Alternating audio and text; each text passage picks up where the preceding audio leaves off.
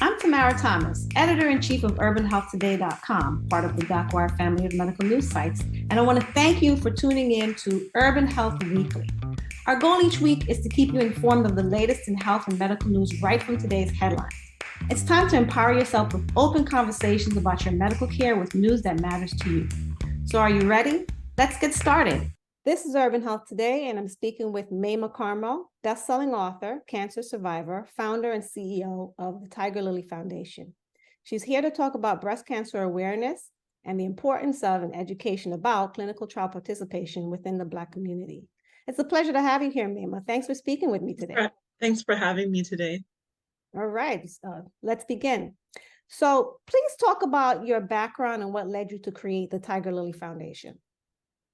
So my mom is a nurse, and she taught me a life-saving thing at 13 years old, how to do my own breast examinations. I didn't understand why, but being taught breast examinations at 13 years old made it a habit, and ultimately it saved my life. Because at 31 years old, I was taking a shower, and there was a lump in my breast. And my mom told me that if you ever find a lump in your breast or discoloration or discharge, you'll know something's wrong with your body.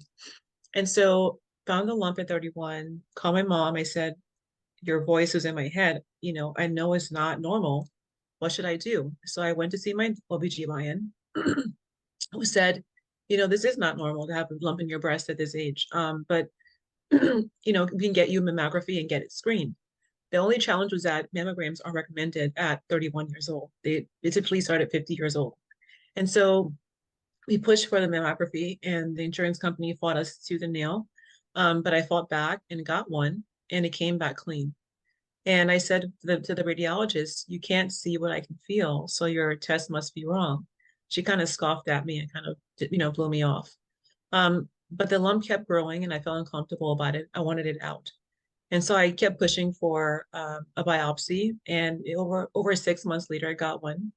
It turns out it was stage 2 triple negative breast cancer. Triple negative breast cancer is the most aggressive kind of breast cancer, particularly in Black women. And at the time, there was no treatment targeting TNBC in Black women or in any setting, in any woman, any color, race, whatever. And so although I had done my breast exams every single month, I knew my body enough to know when to ask for help. I advocated for myself. I had a doctor. I got a mammogram rather, and pushed for the biopsy. They told me that I could die within 5 years because no treatment targeted my kind of breast cancer. And so I was in a place where I thought, how many other young women are young and unaware they are at risk for breast cancer, whether or not they have family history, because history isn't always a precursor to diagnosis. How many don't know what TNBC is? We see all this pink ribbons and the walks and runs.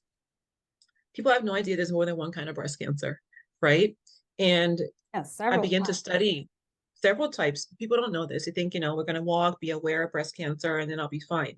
Women under the age of who are my age didn't have access to screening. So if you found a tumor, you had discharge or any kind of abnormality, you couldn't get mammography. It wasn't covered by insurance. So women who were younger and who were underrepresented and or Black or brown were not able to get mammograms, right? Which means higher death rates. We had doctors who dismissed many women like myself, right? So I sat there and thought, if I have 5 years to live, what can I do to disrupt and change and give education and resources and hope to people who need to know what's happening so they have a better outcome than me and live longer than me. Right. And so one night I was just like, so I said, well, if you don't have targeted treatment, what can I do? They said, have surgery, take the lump out, chemotherapy, we'll give you whatever we have right now, and then radiation. So in the middle of chemotherapy, one day I just kind of fell to my knees crying. I lost all my hair and eyebrows, eyelashes, breast was scarred. I lost probably about 15 pounds within a short period of time from stress and the treatment. And I was just on my knees crying in the bathtub. And I just thought, this is not fair. That someone could what if people don't know what to do or know what to do and still can't get the right treatments and access to screening, all these things. And I said, God, if I'm not going to make it, how can I use my life to help others who are in need? And if you're God, show me yourself and I'll do whatever you want me to do for the rest of my life. I went to bed that night and got up and I had the idea for Tiger Lily, which was, I'm like, well, God, what's Tiger Lily? And it's really about giving women hope. The flower itself is a perennial. So when you're going through a treatment, you lose, like women are like flowers. We're fragrant, we're multi-dimensional. We're just like, we're very like, we can go through things and heal and grow. So the flower represented women's ability to, as you lose your hair, the flower itself, when it's fall and winter, that the petals fall off. And when it's spring and summer, they bloom again. So really giving women the hope that Oh, they can be more beautiful and strong and be transformed during and after breast cancer. And so I began that in treatment and began going to churches and schools and hospitals, is talking about the importance of educating women about breast health and about risk reduction and about triple negative breast cancer. And the fact that I didn't have targeted treatment meant that there weren't Black women in clinical trials to be able to have the right treatment for their bodies. And so I thought trials before were for only women who were dying. That's not true. And so I had to get people to understand that all the things that happened in the past that are really, really bad things, atrocious things, that unless we take part in trials, we don't have treatments working for our bodies, especially Black women's bodies. And that's where the whole lily began to grow and flourish. wow, that's a beautiful story. So you were only 32 when you were diagnosed, and your organization focuses on women under 45. Have you seen a trend one way or the other in the average age of cancer survivors you meet in terms of are they getting younger or is it staying about the same? It's really sad. It's getting younger. I don't know if it's because of educate people are being they're more aware now and they're advocating for themselves. They're checking and then because what happens is people are getting diagnosed before later age and stage, right? But I think they may not have known earlier, so they were getting diagnosed when they were at later stage. So they may have had cancer at 25 or 30, but not being able to access mammography and get screened at until 40. They were finding it then at later stages. But I have a patient that recently that I met who was 19 with breast cancer. Oh my And God. although that's not the typical thing, I'm seeing more women who are 17, 18, 19, 21. Um, and it's heartbreaking because women who are younger tend to have more aggressive cancers. And they could be like me, they're in college. They don't want to lose their breast. They have a boyfriend saying, oh, don't lose your breast. They're newly married with kids. They're pregnant with cancer. Like me at the time when I first got diagnosed, literally before getting diagnosed, maybe like 6 months before, I had no insurance. I didn't think I needed insurance because I was young, I was healthy, I was Right, of fine. course. And then I had a cousin who worked in insurance, and she said, you need to get your health insurance through your company and then get life insurance just in case you have an emergency. And I'm like, I don't have any, I mean, I'm a runner. I go to the gym, I juice, I do all the things. And I remember her sitting with her in Starbucks, and then she was telling me, like, you need to have insurance because things happen and you never expect. And thank God for her. I got insured through my company's plan. And then I had life insurance that I got through her. That life insurance saved me during treatment. So I ran through my insurance. I ran through my savings account.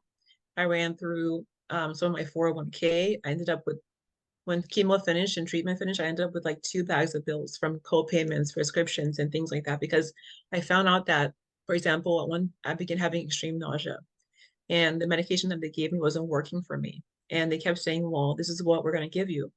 And so I ended up getting another medication as just a couple of pills that work for me so I wouldn't throw up all the time. That medication cost almost $1,000 because it was not in my insurance plan. And so, but I needed it to get through. I had to work. I had to take care of my daughter. So I just went through all these savings and I racked up credit card bills and so forth. But a lot of people can't afford to pay. They don't have credit cards or a 401k plan to go through. And so when people say Black women don't adhere to treat trials or treatments, it's not that you don't want to live. Nobody wants to die. But when you're looking at, for me, like, do I work, take care of my child, keep my home, keep us in a warm house and with food? Or do I take this treatment and not be able to work and function, take care of my daughter? What do I do? I did choose to go through all my savings and everything else to be there for her, but some people don't have that option. They may work 9 to 5 and they don't have insurance. They don't have a father at home or a mom like me who took me in to take care of me while I was trying to manage the whole process. And so these determinants of health really they force you into a corner where you choose between your life and your family, and that's not fair at all for anybody to have to do. How do you talk to women about financial toxicity of cancer treatment? How do you talk them through that? We offer assistance to patients going through financial challenges because that was one of our first programs. Because I remember thinking, if I have a decent job in insurance and supported home, and I'm in this, my financial my finances are in ruin because of treatment. What about a person, to my earlier point, who's working 9 to 5? Right. The hospital's like 5, 10 miles away. They're living in a place where they have to bus to get to treatment. They have 2 or 3 kids, no dad in the house. Like, how do you pay the co-payment, the prescriptions? How do you pay for a medication you can't afford because it's not in your plan, but you need it to be able to not throw up or not itch because you're having these side effects, or you have migraines, or you have just all these things, right? Um, we help them to fix the problem because sometimes there's no solution to financial challenges. You have to deal with that. Um, it's not fair. So we offer support through Tiger Lily. We also have people we work with who are partners that have programs that offer people financial assistance or rides or meals or whatever. So we really good about, kind of providing a hub for whatever you need when you're in this treatment phase. We can offer that to you. We launched a platform recently called a Raise platform, and people can go into the platform, enter their needs, and then you can go into the platform as a donor, whether it's you or someone else watching this, and say this patient needs, X, Y, and Z, and donate to the person's, their registry. And so they get direct support through Raise, they get direct support through our partners as well. But I think people think that some people are ashamed to ask for support. They're ashamed to say, I don't have, money for rent or food or utilities. So saying to people that, do not be ashamed. It's not your fault that you have cancer. Not your fault that you're in this position. You didn't choose to be here. We are a safe space for you to come to be able to breathe and to be able to help you navigate this journey. So I talked to a Black mom one time who ended up becoming homeless while in treatment. Oh, And she didn't want wow. to say she needed help because she was afraid to lose her kids. A lot of Black moms maybe lose their kids because they can't take care of their kids. And if you hear, imagine if someone found out she had, 3 kids in a car and living in a car during treatment, she would have gotten her kids taken away from her. So it's just making people feel safe enough to know that we want to protect you and get you through this is what's really important. And knowing what to ask for help, what to ask for to get help, who to ask for help, how to be confident in doing that and not being afraid to be penalized in some way.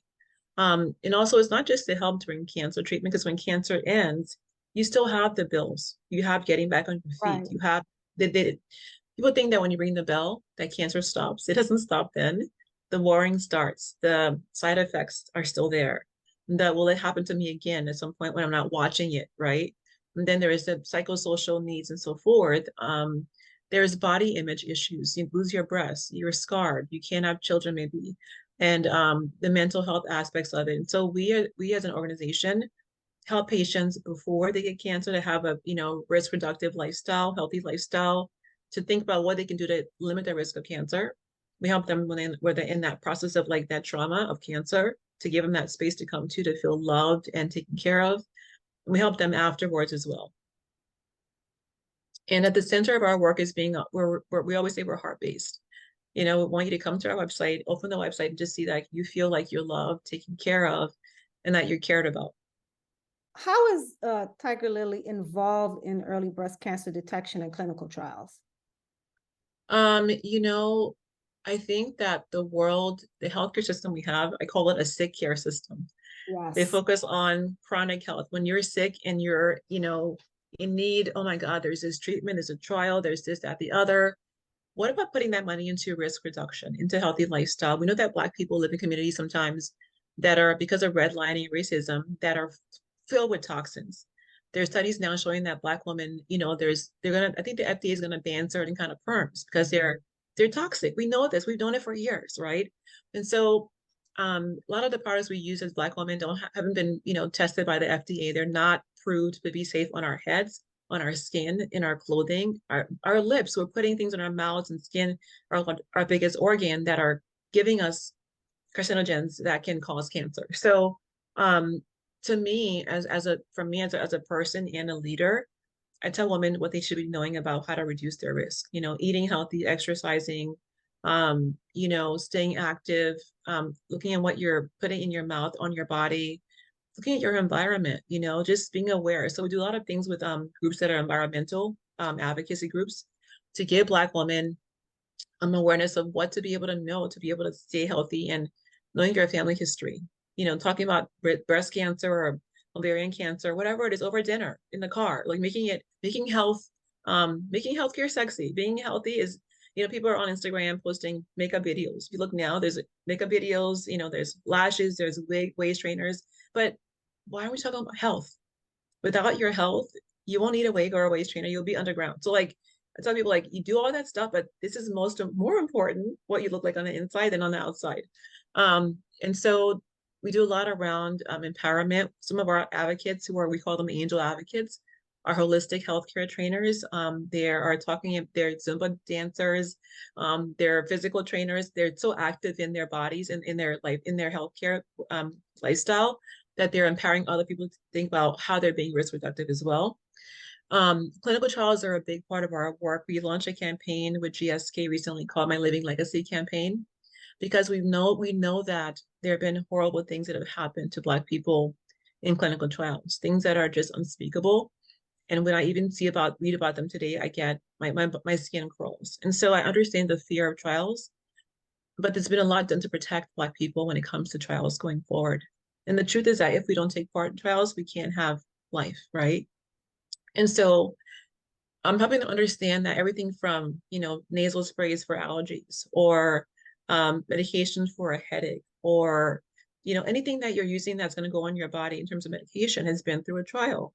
And so trials are not scary. It's what happened in the past has happened, but there's ways to protect you guys now, all of us now, all people, as they get into trials. And trials are about legacy. If you want to have your daughter have a better healthcare outcome, take part in a trial. If you want to have Black women have treatments with our Black bodies, take part in a trial. Because if we don't do that, we're going to keep dying at higher rates from breast cancer. And Black women are dying now at a 40% higher rate than women who are white, because they're not having treatments targeting our Black bodies. And so trials are really important, and understanding that it's a legacy move. It's for the present and the future. And we have to change the past by doing things now differently. So we have a future that's one of life and one of health and one of joy and quality. And, me being here now, I'm 17 years cancer free as of Congratulations. I'm not counting. I think it's like 15 days or so. But I'm kind of a unicorn in this space. Women don't live this long without recurrence and or dying from TNBC. And so this is why I'm so passionate about other women having what I've had. My daughter is now, she'll be 21 in 3 weeks. Well, no, December 13th. But I've been able to see her. She was 3 when I was diagnosed, 3 years old. I watched her learn to tie her shoes and ride a bike and walk her to school, made her countless lunches, dinners, breakfasts, did nails together, meet the first boy she liked, her first crush. When she will cross the stage, when she finished high school, I cried. I got to be there for her. And throughout her life, had other parents saying how the kids were getting on their nerves, or driving them crazy, and left clothes wherever, or roller skates and rollerblades and start things on the wall. And I say, you know what? You get to be there. Enjoy it, exactly. Other women don't get to have that privilege, And I've lost so many friends who don't get to have the blessing of having a kid leave their empty plate on the table, or leave laundry on the floor, or bring their roller skates in the house and leave a dent on the wood. It's a blessing to be alive. And so my gift to other women is to have them have that blessing of their children, that time with them, and the kids having their mom around. People need their moms, and we can have that happen. We can save lives. It's a matter of having these treatments available that are working in Black women's bodies. That's going to get us to a place of equality in healthcare for Black and brown women. Let me tell you, my mother died of triple negative breast cancer. No, I'm so sorry. Yeah. And well, we carry the BRCA2 gene. So this past summer, I had the prophylactic mastectomy. Mm. And my daughter, who is 8 years old, I already talked to her about the importance of when she gets older, because we have this gene mutation, Disposition, yeah. going to have to, make tough decisions. I mean, I hope the science is further along that she doesn't have to go through, it's a pretty traumatic surgery, but I'm here and I'm grateful for it, but I do talk to her right now at age 8 to ingrain in her the Oh, importance of that this is going to be your life at some point. You're going to be a woman and you're going to have to make this decision one day. And I hope you make the right decision so that you're around for your daughter. and that's what legacy is about, right? You're talking Yeah, to her about absolutely. life-saving behaviors. And Yes. I think people don't understand that, teaching kids to brush their teeth and tie their shoes and have proper hygiene and about their bodies and breast health, that's part of being a parent. You can't just discuss that and the other pieces and not discuss the importance of what could save their life. You can have the best teeth in the world, tie your shoes the best way and take the best showers, and if you don't know your body, you can still die of cancer and have beautiful teeth and beautiful hair and all these things. And Right. That's so I right. think it goes hand in hand. My daughter and I began talking about breast cancer at 3 when I was diagnosed. And I told her in really, like I set her on the floor and I held her hands and we had a beautiful conversation. She was shocked when my hair was bald. She was startled. Mhm. But I said, I'm taking medicine to be able to be here for you longer. And so I have a boo-boo. We have to fix it. And then medicine will make me lose my hair, but I'll be here for you longer and we're going to have fun together and plan a trip to Disney World after I get better. And we did. And Um, so as I went through the breast cancer journey, even of my recovery and beginning Tigerlily, she went to all my events. I make her little dresses to match my dresses. And oh, she comes to conferences and wear like a little dress and be like, I'm wearing a fancy dress. And she sit on the floor under the conference table coloring and playing with her toys. And so everyone in the space knows her. They've watched her grow up for the past 18 years. right. And so she just got a job this summer as an intern at a drug company doing clinical trials and health equity work. Like that's what legacy means. She's now wanting to go into the field of in medicine. She she scheduled a pap smear the other day. I was like, you scheduled a pap smear? Well, yeah, I mean, I'm 21 years old now. I should be doing the pap smear, right? Yeah, okay. She schedules her own she said, Mommy, one day she said, Mommy, I think I have a weird thing in my breast. And I was like, well, okay, I can feel it. Let's go to the doctor. Because I told her, I said, I think the rule is that if you get breast cancer, your child should be started getting tested at 3 to 5 years before you got diagnosed. And so, Right. but I'm gangster as hell. I'm like, you know what? If you have a lump, I don't care if you're 10, we're gonna go to the doctor. And doctors are terrified of me. When I come to the office, you're gonna see me for whatever I want, and I'm gonna leave happy, okay? Or I'm not leaving. So I got there, and they're like, "Well, she's too young." I said, "Give her the ultrasound," and they said, "Okay, yes, ma'am." I said, "Don't call me ma'am. Okay, just do it." And they did it, and they did it, and she was fine, and we went home. But I was like so proud of her for telling me for doing her breast exams for one, for telling me about it, and for going for the ultrasound with me. And so she's actually advocating for herself. And she's to be we have a joke. Her nickname is a house hypochondriac. Anything that headache, backache, pain. Oh my God, mommy. I'm like, you're fine. I'm fine. But I'd rather her be hyper aware than not be aware because That's as women exactly who are right. younger and Black, we are at risk, right? So Mhm. the good thing is that we have a beautifully healthy household. We're both very healthy. We take a lot of supplements like, spirulina, ashwagandha, wheatgrass. We both go to the gym. We work out really, a lot. Go to the sauna, detox at the Korean spa. Our house has no sweets. We go out for snacks. We don't keep them in the house, but we have a lifestyle that's risk reductive, right? And she's passing it on to her friends as well, which I love. That's beautiful. Can you talk about Living Legacy campaign? Living Legacy is a partnership that we have put in place with GSK, GlaxoSmithKline. They're a global biotech company, pharma company. And when you talk about clinical trials, people are always thinking about how to recruit people for trials. Before you recruit people for a trial, you have to understand who people are, what are their determinants of health that impact them from wanting to be in a trial. What do they know about clinical trials? What are the things that they're afraid of? What are the things in their communities that may impact them from not being able to access one when they get into one or adhere to a trial? So, and I, what does a trial feel like? They're going to be in a room with like, hands tied with a needle in their arm. Like, no, it's not like that. So the campaign's really about helping people to understand why trials are important, why they're life-saving, why you can be a living legacy as you're alive in this moment, and how that can impact equity in healthcare for Black women long term.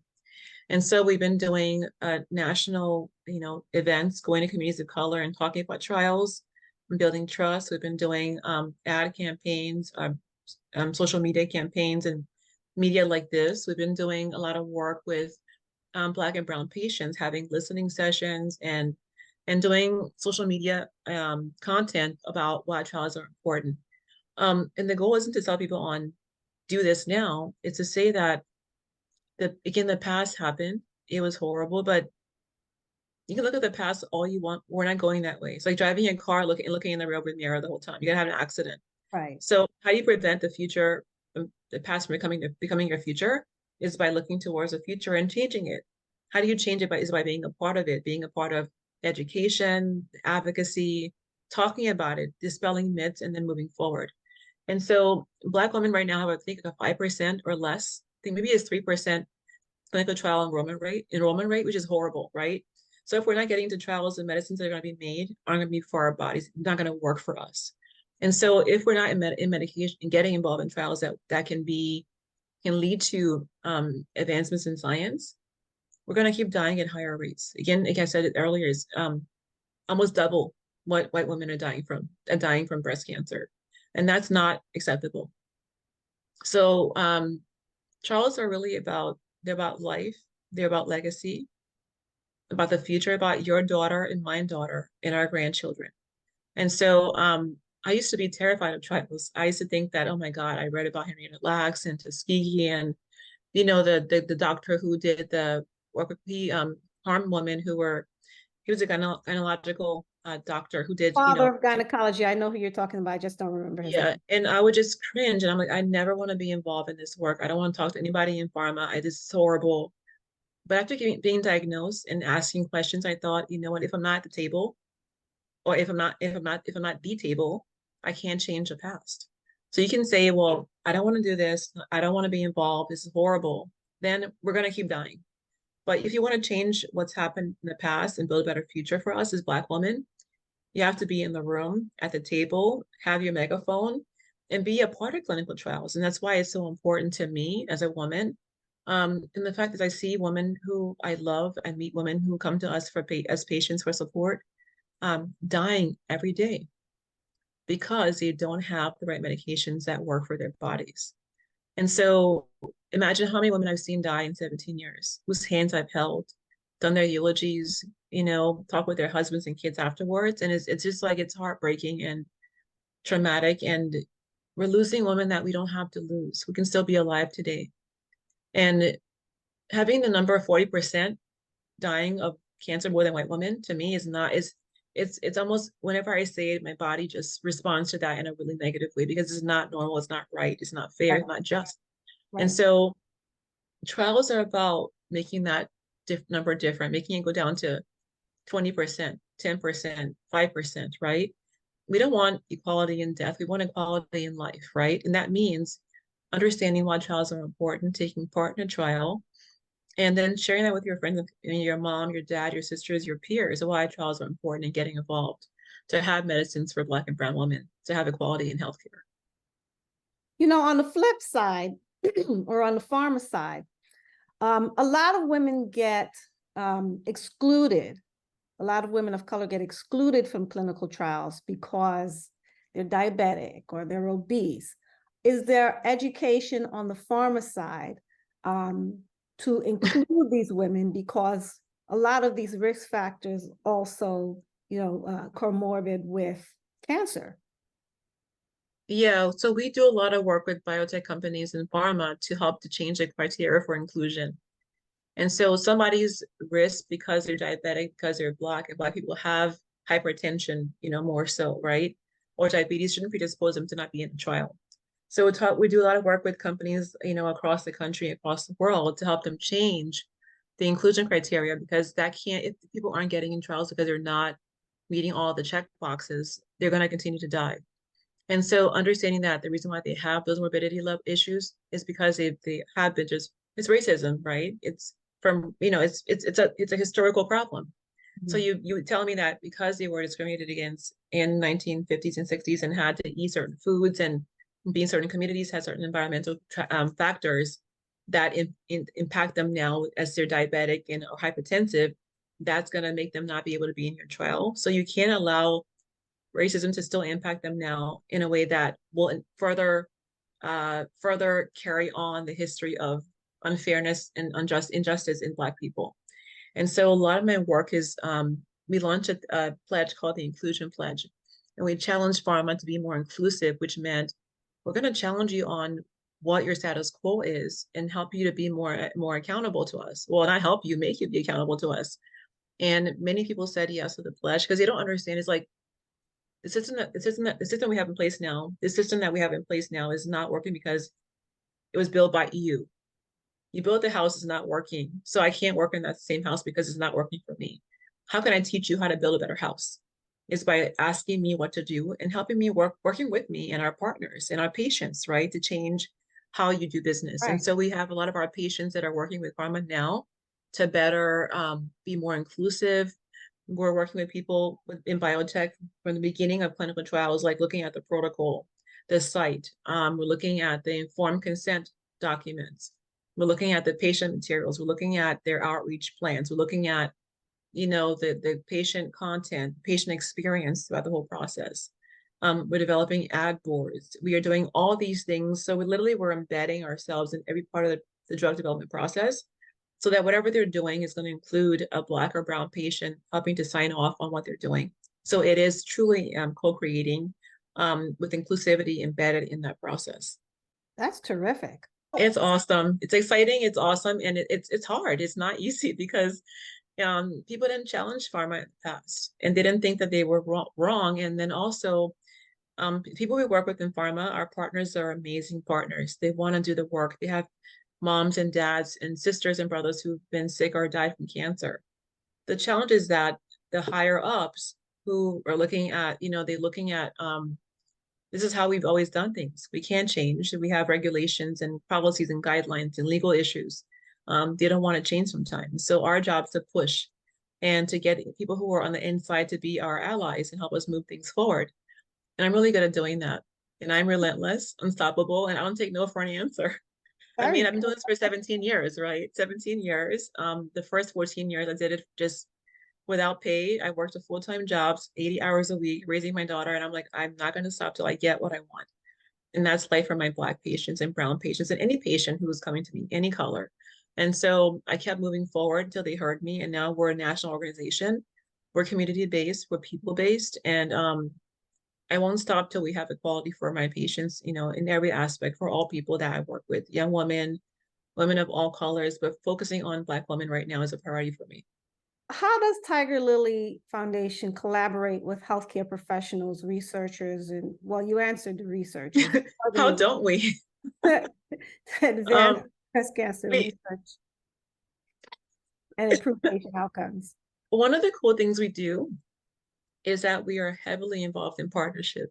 I love partnership. I mean, so when you look, I'm a Christian, so there's something in the Bible. I keep forgetting the verse, but the Bible talks about how there's one body, and we all are part of that one body. Maybe one person's the eye, one's the nose, one's the brain, one's the hand, one's the feet, one's the heart. So like if we come together with our unique gifts and talents and strengths, that's how you create unity. You can't do it alone.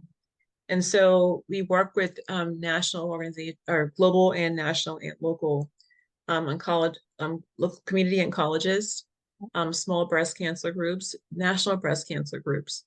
We partner with some of the largest NCI designated centers in the country. We partner with healthcare systems and smaller hospitals and doctors' offices. We partner with nurse oncologists as well. We partner with policymakers. So we do this, and the cool thing is we do it with our patient advocates. So we believe in the power of one. So we educate the women through our angel advocacy program.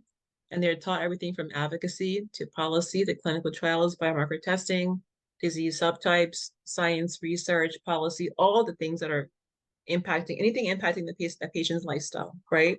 And then now they're equipped to go out there and do the work with policy activation on a national and state level. They're equipped to work with scientists and researchers. They're equipped to go to conferences and do abstracts and speak. They could be on an ad board. They could be part of a healthcare system's research projects or the community outreach projects. So it's not just like I'm the one doing the work. We have a whole team of women that we've trained this across all the time.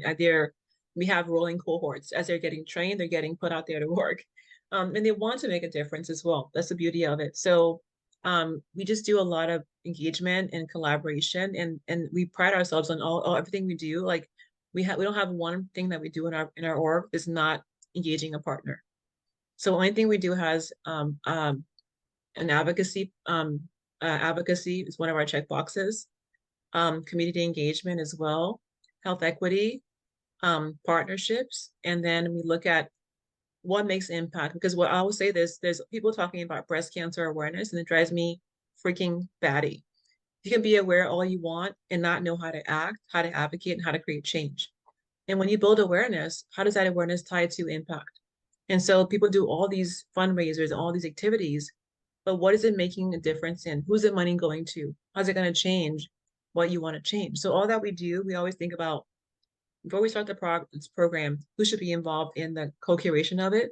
And what is the end goal going to be? How can I measure impact? What does that impact mean? And is it going to equate to better access, better adherence, patient empowerment, right? Better inclusion in clinical trials, people understanding, having a better level of health equity in what they're, or health literacy rather, in what they're doing. So long answer to a short question. We do a lot with partnerships, and that's kind of part of our core values as well. Do you want to address any misconceptions or myths surrounding clinical trials that you did discuss a few earlier, and early breast cancer detection that you want to clarify? Is there anything you want to clear up? Yeah, I think people think that people who are in trials are dying, and that is true. It's been in for a long time an end of life or potentially like stage 4 option. But you can get involved in trials at any stage of your life, anytime, whether you even if you have cancer or not. The trials for different things. So like you can be a healthy person that wants to be in the trial. Trials are also voluntary. You can get in if you want and get out if you want. Trials are also they're safe, right? People don't get placebos anymore. They get standard of care, and they get the newer option, the trial option. So that's important to know. And there's protection around trials. No one's going to take into a room and get experimented on and get, abused during a trial. There are many things in place to protect you physical safety and emotional safety. And people who are in a trial are being often trained in terms of like how to talk to a patient, what to say to a patient, how to be more empathetic, how to listen more, make this, and even the spaces we're talking to people right now, some partners in biotech and pharma who are helping to think about what does a space look like when you go into a room for a trial? Because people are more accustomed to treatment, but when it comes to trials, they're scared. So what should this space look like? How should the person feel coming to a trial? What to ask them? And so also making the trial process less complicated. I've looked at in the past a protocol form or an informed consent form, and I'm like, what the hell? Like, even I can't understand this BS. It's too long and complicated. So helping companies make it like, I want to understand, okay, I'm doing this, that, and that, and this is why I'm doing it. This is what your rules are. This is what I want. So it's making it more, breaking it down to layman's terms. And so I think that trials, people should understand trials are really about, again, they're about, about life, and that they're not scary. We had a patient recently talk about her experience, and she said she got better care in the trial than she got before being in a trial, because you're being more closely watched in a trial. And so being a trial is actually sometimes even more supportive than when you're in a treatment option, You're getting advanced care, more touch points, people taking care of you. You're getting it offered if you need transportation, financial assistance, maybe meals and other things. So there's a lot more hand holding, a lot more touch points, and a lot more oversight than if you were not in a trial as well. So it's not what people think it is. It's not what it used to be either. And there's been so much work done to change the past. And so I think the fear around trials, it is normal, it's natural, but it's no longer an issue, right? Because you can't legally hurt a patient in trial, and you just there's no space for that now. People are watching all the time. People like myself in my organization and many other orgs are watching as well. And so being in a trial should not be a thing that terrifies you, but inspires you to be able to think about it, how can I extend my life or someone else's? You brought up patient empowerment. First of all, can you as a patient go around your doctor to participate in a clinical trial, or do you still need your doctor's help to enroll? And the reason I ask, What doctor? I well, I mean, so mean, either your primary care doctor, whoever the doctor is that you see, or your oncologist, whoever the doctor is, whoever your touch point is, at your time of diagnosis. And the reason I asked that question is because you talked about how you had to basically barrel through to get the screenings that you needed to get to your diagnosis. And so I worry about women who don't feel empowered to do that. And there are a lot of doctors, unfortunately, today that still don't get it. And that's part of your work. They look at younger women and they say, don't be ridiculous. There's no way you could have cancer at your age. Like, they don't get that it's happening younger and it's much and more that is actually prevalent. more aggressive. Right, exactly. And so I wonder, if I'm a young woman and I, has just been diagnosed, am I able to go around my doctor who might not be as supportive as I would like to get into participate in a clinical trial? I would say no. You don't go around a doctor. I would say fire them. Okay, so fire them. Don't go around them. Just get rid of them. And, before got diagnosed, I went through 3 doctors. Oh, I wow. missed. Oh, I had to. I had no choice. I mean, um, I the first one almost killed me by pushing me off for almost a year. And then when I finally got diagnosed, then I found another one. He's like, just cut off your breast. What? I mean, that's traumatic just to hear that. And then Yeah. another one was just like, yeah, well, you can wait, it's not aggressive. I'm like, it's triple negative breast Cancer. cancer. It's cancer and it's the worst kind you can have. So, and I tell women, the doctor you pick, you're putting your life in that person's hands. You gotta trust that they're gonna fight for you. They're gonna, well, first of all, listen to you, fight for you, advocate with you, be there with you, potentially your whole life. And so the doctor I picked, I'll tell you a quick story. I hope you have time. But I do. when I found the one that I picked, you know what happened? I went to her office and I was like, I've been seeing all these doctors. I was so frustrated. I was so scared. And I put the gown on, went into the office, and they said she'll come in shortly. And I sat there in the chair and I had my knees up to my chin. I was like sitting there, just I was shaking. I was so scared. And she walks in and she's like, "Hey, bud." And I was like, "Hi." And then she said, she pulled her chair next to my chair, and I was sitting with my hands like this under like around my knees. And she just said, "Take a deep breath." And I was like this, and I kept breathing until my breath was calm.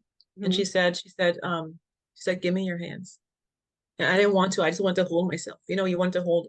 And she said, "Give me your hands." And then I gave her my hands. And she said, "I got you. Okay? I got you, and I'll take care of you." And she kept talking to me. I forget what she said. It's been years now, but she kept talking to me in her voice and the eye contact. And she was like knee to knee with me.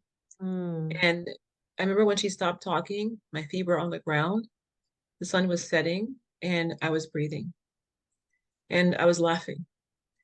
That's who you want to hire. May not be the same experience as the laughter or holding your hand, but you want to feel like I'm safe with this doctor, that they understand that the care they're going to give me is what they would give to their mother or their child. And she gave me her cell number and said, whenever you want to talk to me or need me or you're scared, just text me. And literally, I texted her last month, and she gave me a text me back. Look, so she never stopped being that kind of doctor, right? Because it's cancer's a lifetime of it doesn't stop when you're done with treatment. So I tell women, find a doctor that you really, really trust. If you have one that's not offering you clinical trials or just kind of blowing you off, thank you and deuces. Okay. I'll see you next lifetime and find somebody else. And then doctors out there who will listen to you. And so people are afraid to fire a doctor that think they're gonna harm me in some way or tell other doctors or have only one option. And for many Black women or women who are not even Black, just underrepresented, you may be in a community where there's only one doctor, right? And so Right. where do you go? And so one of the things we try and do is when women call and say, there's no other doctor here, what do I do? We help them find other doctors and other options to get to those doctors. But don't be afraid to fire the doctors and that is not working for you, to find one that will work for you and help you to save your life. I like that. Fire your doctor. Fire and hire somebody else. Peace out. Like just tell them peace out, bye. Done. See Exactly. ya. That's perfect. You have to be the CEO of your health, you know? Yeah. Um, it's like some hospitals are like you have the people who are the inmates running the asylum. They're the inmates, they're crazy, and they're like, okay, I'm running the asylum. They think that they know everything, and they don't. And so you have to be aware that, okay, am I an inmate in the asylum or am I going to be am I one of the people that are, like you got to be able to like say, I have to leave this environment, doesn't work for me, and then go where it does work for you. And when you find a doctor that works for you, you will know because you can breathe. I've had a patient recently that I talked to who was seeing doctors and she said, well, the doctor saying all the right things, but she's just so cold, doesn't look at me, doesn't touch me, doesn't ask me questions. And I said, do you want to put your life in that person's hands? You're metastatic, okay? You have stage 4 breast cancer. Do you want to trust her to think about you? Like, or just like come in and check the boxes and leave. But she does all the right things. I said, well, she does. I'm not saying to fire her. I'm saying that you can look for other options and find one. They can also like tell you, like, here's what you should be doing, all the right things that will look you in the eye and ask you how you're doing, if you're comfortable, how are your kids, what do you need? And then, just they will give you that warm bedside manner, that human behavior. And so I said, don't fire her yet if you're scared. I'm not saying do that now. I'm saying that keep going, but let's find other people. So I gave her like 4 other doctors to talk to, and she found one that she liked, and she picked, and she said, Mima, thank you. They're wonderful. I love her. I'm so happy now. That's what you want. Why do you want somebody who's going to try to who's supposed to save your life, dismissing you or blowing you off or not even paying you attention? That's Because right. at the end of the day, that person is probably the most influential person in your life because your life's in their hands. So if you won't accept anyone in your life, why in a doctor? You can't do that. You just can't. Are there any specific clinical trials or research initiatives for breast cancer that Tigerlily Foundation is currently involved in supporting right now? There's so many. I'm happy to share a future date via email. There are Oh, many okay. of them. We work with many different companies on different trials. We have so many that we're working with people on, so I couldn't list them all right now. Our current campaign that was with GSK, Uh-huh. Living Legacy campaign, but again, it's more about education, not promoting. Because to me, if people understand, they're going to ask, "What do I do next?" Right? But so the Living Legacy campaign is really about education and advocacy and understanding and building trust. So we have that campaign going on right now, but we have other people that we're working with on clinical trial work. There's many of them. Um, Most importantly for me, though, too, is that people understand that what clinical trials are and to ask for them. We know that people don't often offer Black women clinical trials and Black men. They just don't ask. They don't offer that. They think we're not going to adhere to them, either enroll or adhere. So they just don't ask us. So I tell everybody I meet, you have to ask about clinical trials. You have to ask about clinical trials, biomarker testing, and about ways to overcome barriers to being in a treatment or a trial, to know how to navigate and stay in that treatment or a trial. And so, but with it, I'm happy to send you links on different trials we're working on right now as well. Fantastic. And what advice would you have for patients and for young people in early breast cancer detection, early prostate cancer detection? Whatever cancer you have, whether it's breast cancer, prostate cancer, cervical leukemia, whatever you have, any heart disease, like know your body. You're the only person that knows their body more than anybody else, more than any doctor. Know your body, know when to speak up and when to act. Um, and your health is the most important thing in this world. I have people that I've met who died or got an advanced disease because they kind of put their health on the back burner. They're too busy to take care of their health. They couldn't go get their screening. They don't have any time, or they didn't have any money, but they're at the Beyonce concert, okay, with their hair done, lashes done. Like, excuse me? Um, you, Beyonce, the whole outfit costs like 2 grand plus your airfare and your hotel, 3 grand to add. Okay, so like I was in Houston for an event recently, and we had a clinical trial, a GS, for the campaign. We had a listening session in Houston, and one of the girls that came said, my friend can't make it. She was going to come, but she's at the Beyonce concert.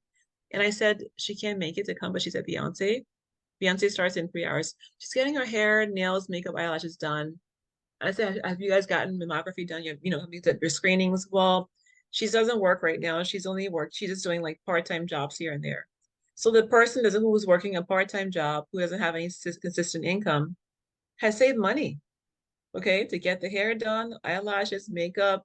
I'm sure she's all contoured out, all of that, waist trainers, and she's fleeked out, face beat, and she flew from another city to come to the concert. So the hotel is involved, but she Wow. can't afford a mammogram. And so I tell people, like, it makes no sense to me. So, forgot the question you asked me, but it's just so important to like put your body first, put your health The first. question was advice. Put My your body. advice is put your body, put yourself first. Everything else comes afterwards. And open your phone, take your phone out, put a reminder to get your pap smear, your mammogram, your to take care of your mental health, to get your eyes checked, to get your heart checked, to do all the things that are important. And then everything else comes, like, you schedule brunch with your friend, brunches or dinners, schedule your healthcare appointments as well. And pass it on to your family. Talk to your mother about her health history. Why did your aunt die of cancer or die of whatever, when you were 5? Like, is there a history of cancer or other thing in your family, right? And then pass it on to your children. Because the worst thing is just passing on a house or money and not the legacy of better healthcare. So talk to your children about, healthcare, about their bodies, their breasts, their girl parts, talk to your sons about their parts as well. Make it a part of the family conversation. My mom would have dinner, she'd cook dinner, and we talk about school and fun things and whatever that was important to us. And she's like, okay, let's talk about, she just bring up health topics over dinner. It wasn't a thing after a while, right? So make it part for the course that health is wealth, and that you are the CEO of your health ultimately. Beautiful words, Maimah. Maimah It's Karmo. my honor and blessing. Thanks for having me. It's my honor. Thank you for speaking with us today. These are jewels that you've dropped here, jewels. It's my pleasure. And you're lovely as well. Thank you. Thanks for listening to Urban Health Weekly today. I hope you'll join me and my friends next week so you can stay informed and inspired to take control of your health. See you next time.